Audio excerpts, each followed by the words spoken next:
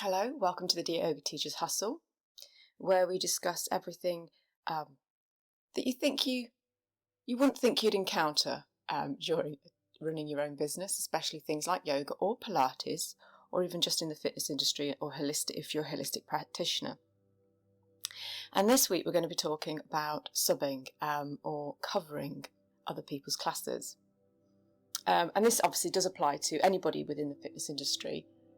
But it is an interesting subject. I often read on forums about this, how people have been in to cover a class, it hasn't been received well, or they weren't sure what they needed to do, or they're going to be subbing for a class and they aren't sure what steps they should take to make sure the students are happy. And it is a really tough thing because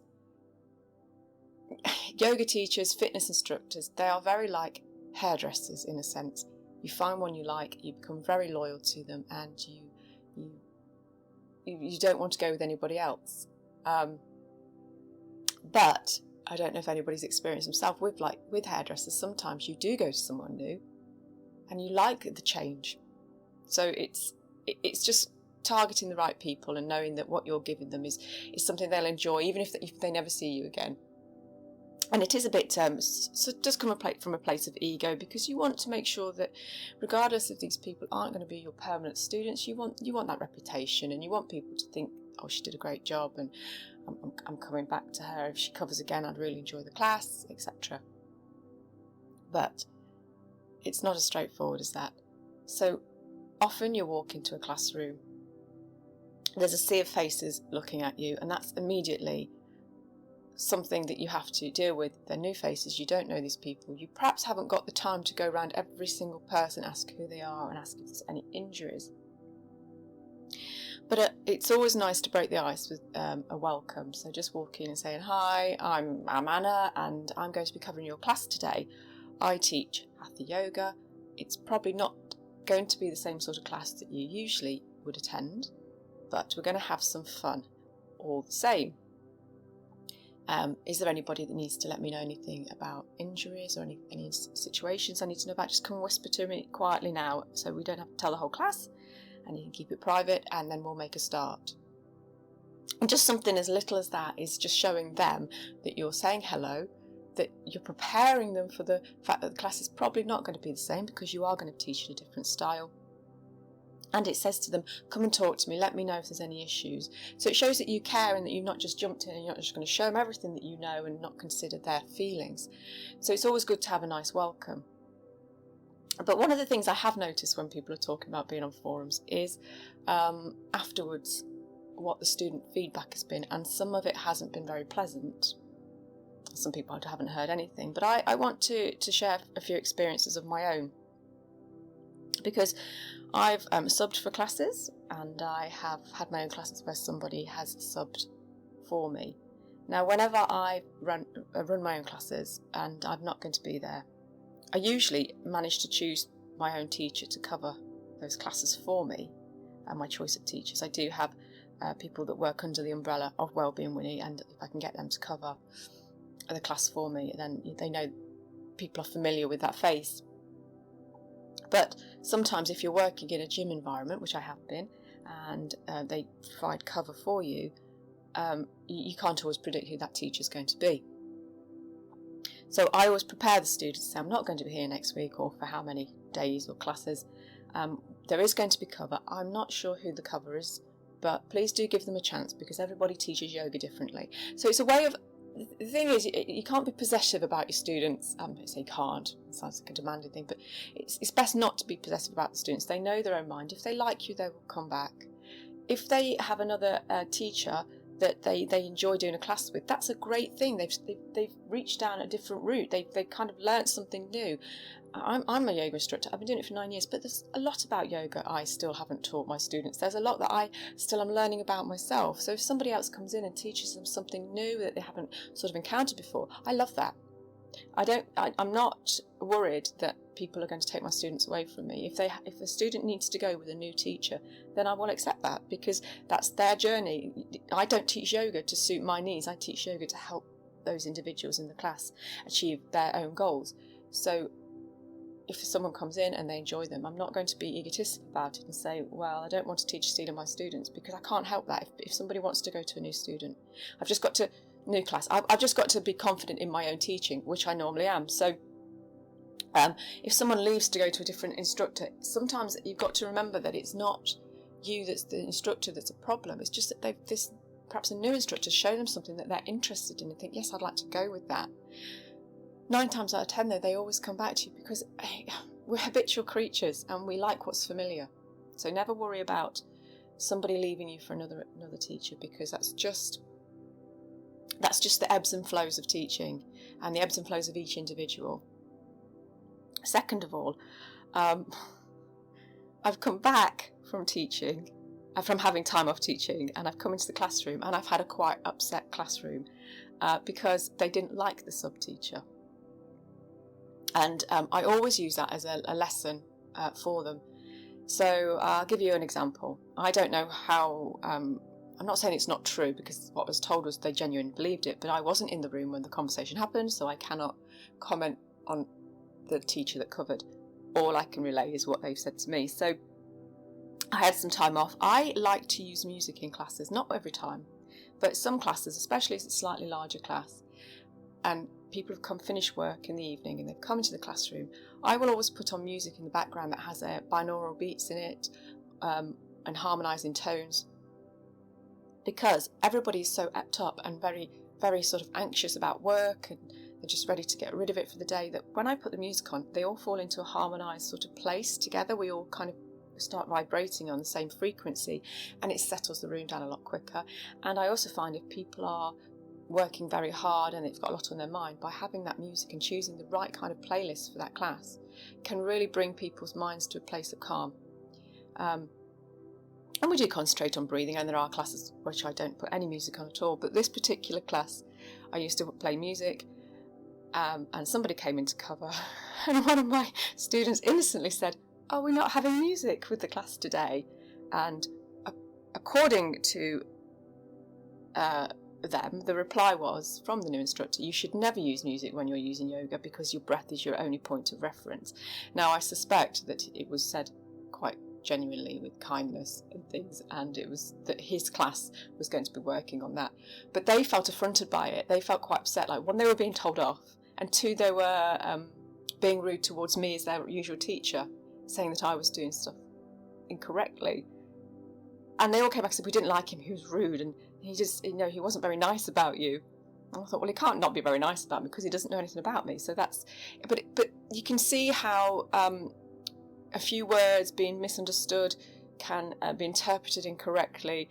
And I just thought this is a great opportunity for me to sit down with the students and discuss spiritual ego, which is obviously a podcast for another time, and also just sort of learning to go with the flow. And if this is somebody you're not overly keen on, just what can you learn from this person? This instructor said these things, but maybe they're nervous, and it was actually gave me a real sort of a good basket of material for that class, and we worked within those realms of letting go and being free from those pigeonholes that we put ourselves in, and being forgiving towards this instructor, and forgiving themselves, and also forgiving me for leaving them and things. And it was actually, for me, it was a really beautiful point that we worked on. But I have been into classrooms where other things have happened, where I've walked in and I've taken a class and had a fabulous class, and at the end people have come up to me at the end and says, "Well, my teacher doesn't do this and I really prefer your classes." Well, this is a difficult thing again, because one, you want to hear good feedback, but two, you don't want to hear another instructor being bad-mouthed.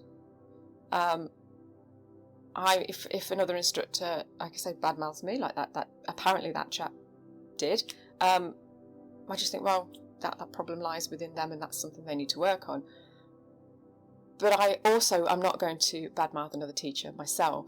So if people come up to me and they'll say, "Where else do you do yoga?" And I'll say, "Well, I do it here, here and here, but I'm just subbing today. But if there's something you've liked from my class, do speak to your teacher about it. See if they can bring it in themselves, because it's maybe something that they think that you might not be interested in. But actually, now you've tried it, you are. So maybe they will introduce it, and you can bring that into the class." And they say, "Well, my instructor never does this." And I say, well, there are reasons why we follow certain patterns, and everybody has their own niche and everybody has their own system.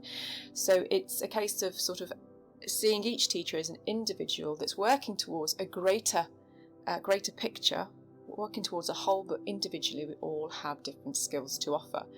And it's really important that that I personally, and I think for yourselves, you don't badmouth another teacher. And I think it's really important that if someone badmouths you, not to take that personally. Now, that's a really difficult thing to say because, well, it's, nobody wants to be thought bad of or hear bad things about themselves. But it really, if you've got a running classes and they're very busy already, and then somebody from a class that you've only been to once and covered once says something that's not very pleasant, then you have to think maybe that problem is with them and not with yourself. But what happens when you go into a classroom and you're not sure what kind of yoga they do or what you're going to do moving forward? And what if they don't like the class? Well, the thing is, if they don't like the class, at the end of the class, they're not comfortable. It wasn't the kind of class they wanted to do. The best thing to do is walk out that classroom with your head held high and think, yes, it might not be what they wanted to do, and they might not be entirely happy with it, but they've seen a different type of yoga. They've seen a different style. They've been with a different teacher. And I'm proud of myself for giving them something and giving them other options. And also, you can walk out with that and think, well, that's a lesson learned for myself. I've gained experience doing another class.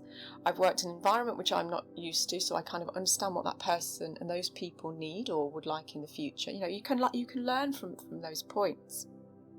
So that's really important to not take the actual situation badly and say, how can I turn this around to make this work for me? How can I turn it around and learn and grow from this? But like I said at the beginning of our talk, is that I walk into a classroom and I say, my name is Hatha. My name's Anna, and I concentrate on Hatha yoga, and this is what I do within that realm. It might not be something you're used to, but it's something that this is how I teach. This is my niche. So please be open-minded and go with it. And I prepare them for that. I don't want to go in and try and be... I could go in and say, what have you been learning? What have you been doing? But to be honest, when I go to a new class that I've never been to before, and I'm covering... This is your next bit of advice, I suppose. I always do an assessment class. So if you want to know a bit more about assessment classes, I have put a blog up on my webpage, on my website, that gives you a breakdown of how you can actually put together an assessment class if it's not something you've done. But an assessment class is where you go in and you give certain movements to your students to see how well they move within laterally, flexion and extension, how strong they are, how flexible they are. And then you warm them up first. You watch their range of motion, their movement. Then you give them something that's a bit more challenging, like the strength. So you do sort of downward dogs. You go into your chaturangas and you see what they're capable of, and then you kind of develop maybe a little routine at the end based on the warm-up, the movement and this strengthening thing to see how well they respond to it. Because if you're going to be covering for a couple of weeks or a few lessons, you can actually go back to those students next time with a kind of plan of action, because you've seen that they're weak in their arms, or you've seen that they have problems with their breathing, and you can actually learn from your assessment class and put together almost a prescription for their next class. So if you are going into a classroom and you don't know anything about the students, even if it's a very, very established class, then so I'm thinking about something that happened to me. So I was running my busy class and I had somebody that came in to cover. And a lovely gentleman came and covered my class. Now, I've been to his class before and I know that he's very good, and I know that he moves quickly. But the students that I had at that time weren't necessarily very, very agile. They weren't necessarily very strong. Although it was a busy class, I was building them up slowly to build up their strength. We don't just, I don't just concentrate on the physical, but with the physical aspect, this was the situation. And this gentleman came in and he'd said to the counter, the front desk, how established are they? He says, they've been going a few months. They've had about 3 months worth of training with the yoga instructor. So he walked in and he did a full class. And when I say full, it was strength based, it was fast paced, it was almost a sort of a power yoga class, and the class struggled. The class could not keep up. They weren't ready to be sort of moving at that pace. Afterwards, I said to the class, how did the class go when I returned? And they said, I will never do that again. It was like a fitness class and I didn't know what I was doing, and it was moving too quick and he didn't give us a chance to settle and things. But obviously his style and his idea that an established class will move that way means that if he'd been doing a class for 3 months and had those student streams, they would be up to that kind of level of strength. But the class that I was teaching was more, we were basing on meditatives, we were working about relieving tension and stress, we were working on different individual parts of the body, building the strength up and then doing it as a whole, and then building up small routines every week till they get there. Because these were mainly women, and they were women 55 plus, not saying if you're the 50 they're old, that's not the case, but they've probably got more prone to injuries, or they may be carrying a little bit more weight, or they haven't trained for a long time, or they're sitting at a desk all day at work. So the routine he bought them was not appropriate. So sometimes you can't just walk in and throw a class that you know at them, because it might not suit them. They might not be ready for it. This is why an assessment class is so important. But the conclusion, I suppose, for what we're talking about here is that if you're going into sub or cover or whatever you want to call it, a class, you need to be yourself. That's the first thing. You need to be yourself. Introduce yourself. Second of all is start to think about an assessment class. Start to think about what you would do if you were starting from a new class, not necessarily the basics, but just seeing how bodies move. Ask the class what they would normally do, or how they normally respond, or what you've been working on, what kind of level they're at. Ask if you're in a studio, ask at the front desk what they normally work on. Don't take it personally. It's really personal to each individual yoga, and I'm telling you not to take it personally, because people will find what they like about you and what they dislike. That is just human nature, unfortunately. And also, if it's a bad class, leave that negative feeling at the door as you walk out, or take some of the information with you and grow on that and expand your own practice. Work out why you felt that was uncomfortable. On the flip side of that, if somebody's covering your class, first of all, just explain to the class that somebody else is coming and it's not going to be the same as yours. If people leave because they want to join this new instructor, don't take it personally. They're still on their own journey. And thirdly, try not to say uncomfortable things about an instructor to your students. The thing is, if you took the instructor to one side and had a chat with them and on a friendly one-to-one basis to say, this was uncomfortable and my students weren't happy with this, that may be okay, but just bad-mouthing them to a student, it just makes you look very unprofessional. So, and also it's really easy when you hear hearsay, isn't it, and say, oh yeah, they said that, they said this. Well, you weren't in the room, you didn't hear it for yourself, you don't know what it's like when you send a text message, isn't it? You write it, you're writing this text message, send it, and someone comes back really offended, and you think, well, I didn't mean it like that. Unless you're there actually hearing the words and how they've been pronounced and the facial expressions, a lot of the time you don't know what was said. You don't know how it was. So they are just things to remember. Now, I know I've covered quite a lot and given quite a lot of information within that conversation, but they're just things that I think are really important when you go into subbing, and things that can really rock your sense of teaching. When you leave, you think you're not a very good teacher because people didn't respond to it well, or you come back to a class and someone else is covered and they're raving about the other teacher. And as well, if your students rave about the teacher that covered, say, what was it you liked about them? Let's see if we can include it into the class. Take everything as a point of growth. I mean, that's what yoga's about. It's about releasing, letting go, forgiving, expansion, spiritual ascension. And so that comes with growth. That comes with self-growth.